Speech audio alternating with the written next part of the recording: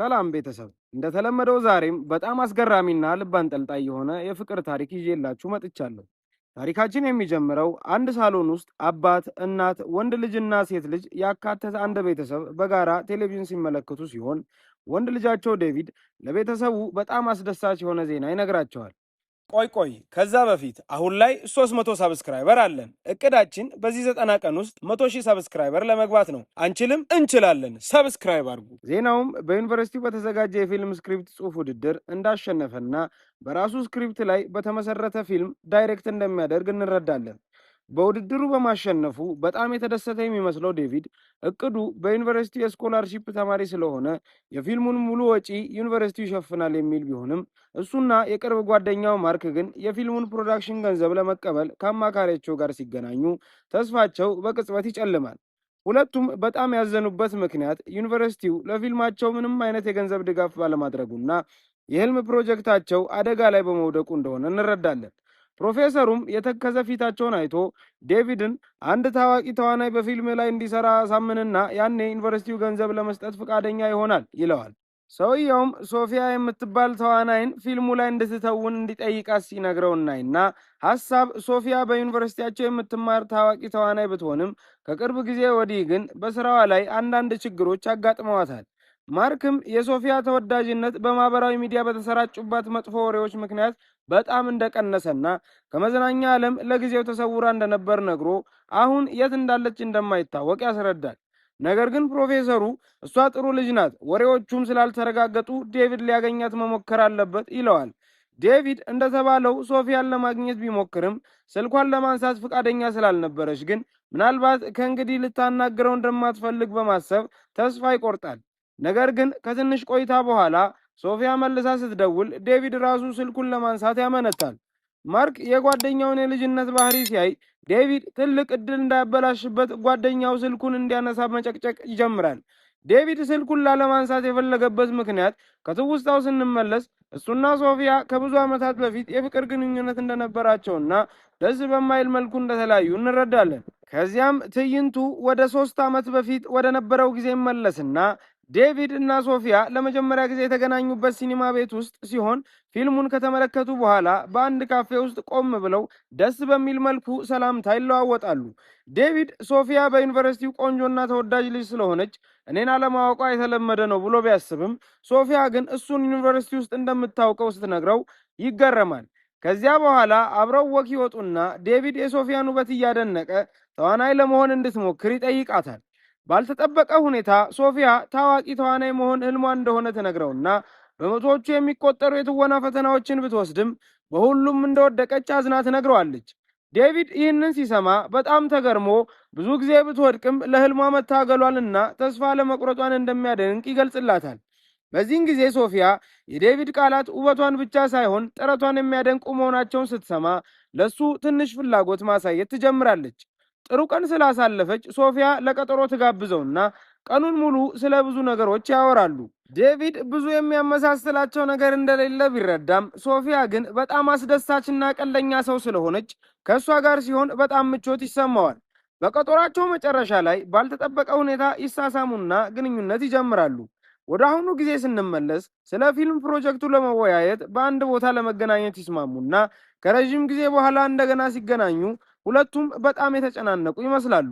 ሶፊያ ስክሪፕቱን እንዳነበበችው ነገር ግን በፊልም ፕሮጀክቱ ላይ ለመሳተፍ ፍላጎት እንደሌላት ተነግረዋለች። ይህንን የሰማው ዴቪድ ቀድሞውኑም እምቢ እንደምትለው ስለጠበቀ ምንም ሳይመስለው ይቀበለዋል። ነገር ግን የፊልም ፕሮጀክቱ ሊከሽፍበት በመሆኑ ዴቪድ ምን ያህል ተስፋ እንደቆረጠ ስታይ ሐሳቧን ትቀይራለች።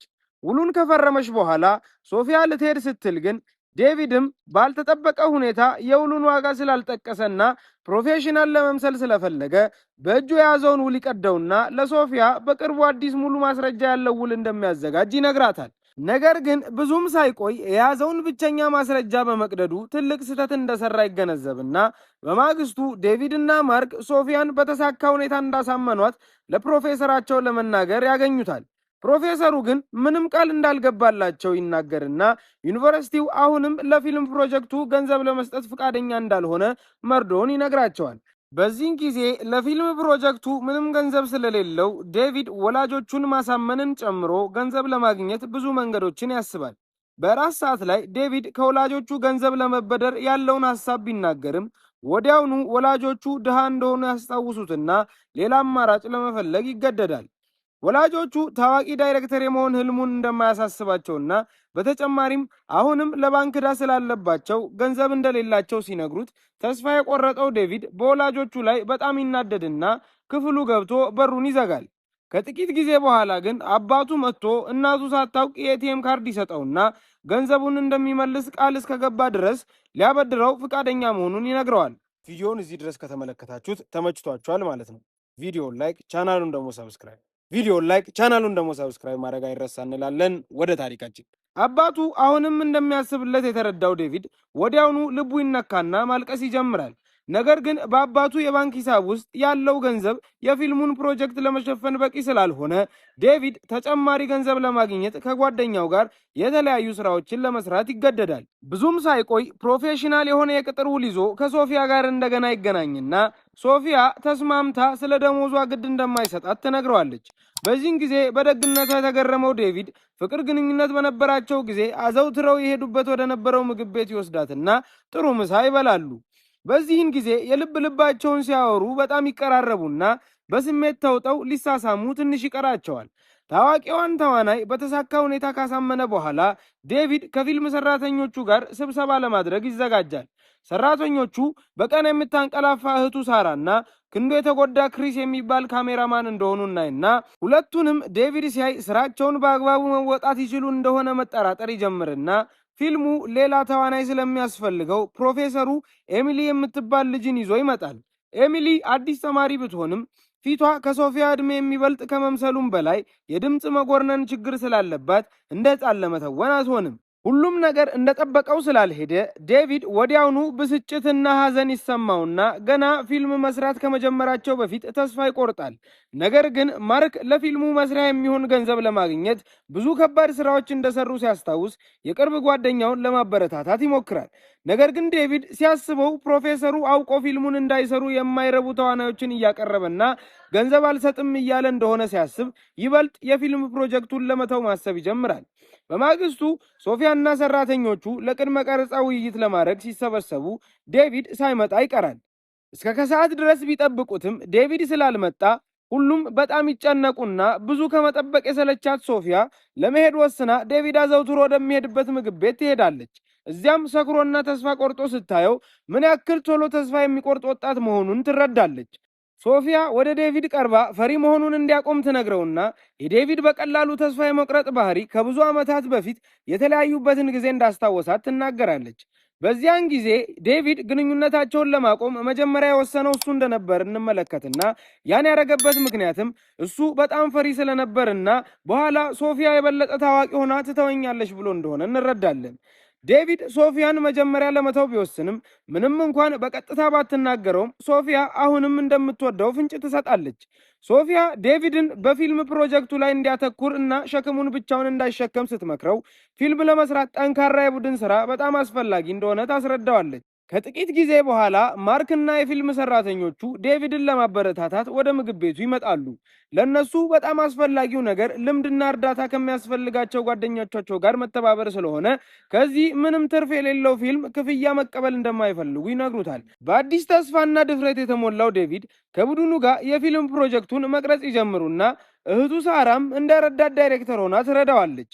ፕሮፌሰሩ ተጨማሪ ተዋናይ የሚሆኑ አዲስ ተማሪዎችን ይዞላቸው ይመጣና ምንም እንኳ ሙሉ በሙሉ ባያገግምም ክሪስ እንደ ካሜራማን ስራውን በጥሩ ሁኔታ ይወጣዋል። ይህ በእንዲህ እንዳለ ኤሚሊ ምንም እንኳን ሕፃን ልጅ ባትመስልም ጥሩ መተወን እንደምትችልና በጥሩ ሜካፕ ምክንያት ፊቷ የሕፃን ከመምሰሉ የተነሳ ሶፊያ አሁን ኤሚሊን እንደ ታናሽ እህቷ ማየት ትጀምራለች። በሌላ በኩል ፕሮዲውሰር የሆነው ማርክ ሁሉንም ነገር በመፈተሽና የቀረጻ ሂደቱን ያለ ችግር እንዲሄድ በማድረግ ተጠምዷል። በአንጻራዊነት አጭር የሆነውን የቀረጻ ሂደት ከጨረሱ በኋላ ዴቪድ እና ሶፊያ አብረው እየተራመዱ ሳለ ይታረቁና እንደገና የፍቅር ግንኙነት ለመጀመር ይወስናሉ። በዚህ ጊዜ ሶፊያ በማህበራዊ ሚዲያ ስለሷ የተሰራጩት መጥፎ ወሬዎች እውነት እንዳልሆኑና ተወዳጅነቷን ለማጠልሸት የሚፈልጉ ሰዎች ስራ ብቻ እንደነበሩ ለወዳጆቿ ታስረዳለች። እጅ ለእጅ ተያይዘው ዴቪድ ለሶፊያ ያለውን ፍቅር ይገልጽላትና እሷም የፍቅር ምላሽ ስትሰጠው ፊልሙ ይጠናቀቃል። ከዚህ ፊልም ልንማረው የምንችለው ነገር ስንት ጊዜ ብንወድቅም ዋናው ነገር ደግመን መነሳት እንደምንችል ነው።